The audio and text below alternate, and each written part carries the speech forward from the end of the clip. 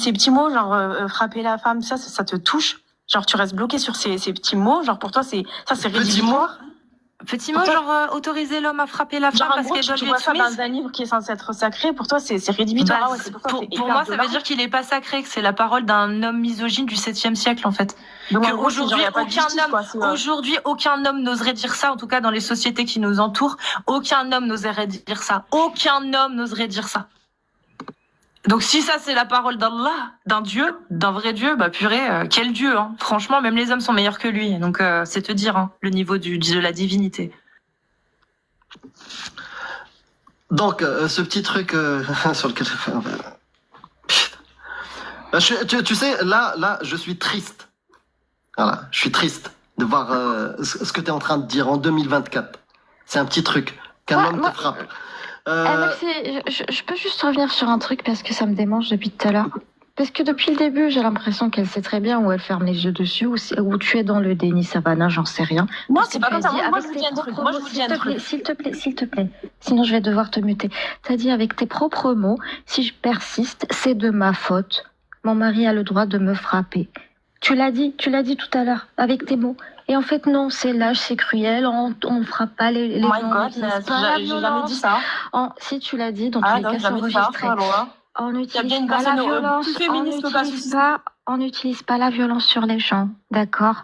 On les frappe pas, on les corrige pas. Le mot corriger a été traduit de l'arabe en arabe, c'est ta'dib. C'est ta'dib, et c'est tous les exégètes traditionnels qui utilisent ce mot-là pour expliquer le frappez-les. Comme quoi, darb ghayr mubrih et ta'dib.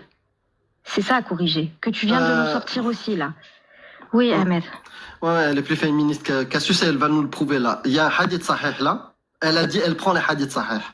Le hadith sahih Muslim 14-22. And you're talking English, I guess. Tu as dit oh my God ou je sais pas quoi. Donc, est-ce que tu peux nous lire le hadith ici? Je peux te démuter, Savannah. Je vais pas sur les sites moi. Enfin, je lis que des livres que j'achète hyper cher. Hyper cher. Et Sahih Muslim, je me réfère pas au site. Tu sais quoi, c'est chaud de payer. Non, vraiment, c'est chaud de payer aussi cher pour ne même pas savoir que dans l'islam sunnite, il y a un consensus sur le 6 et le 9 ans. Franchement, garde ton argent hein, si c'est pour apprendre l'islam de cette façon-là, parce que là, t'es vraiment à côté de ce qu'il faut connaître en fait pour te faire une opinion sur l'islam. Je sais pas, à un moment donné, est-ce que c'est chaud.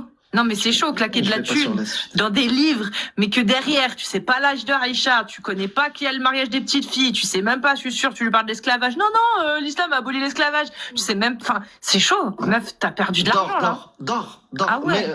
Mais ta couette est d'or.